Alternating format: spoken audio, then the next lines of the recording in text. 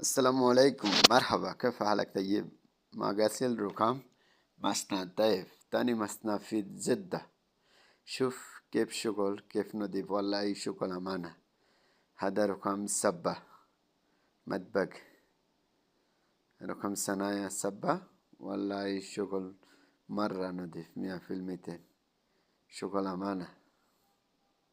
شفتوا كيف نضيف. هذا في هنا طاولة واحد. شوف زاوية كيف.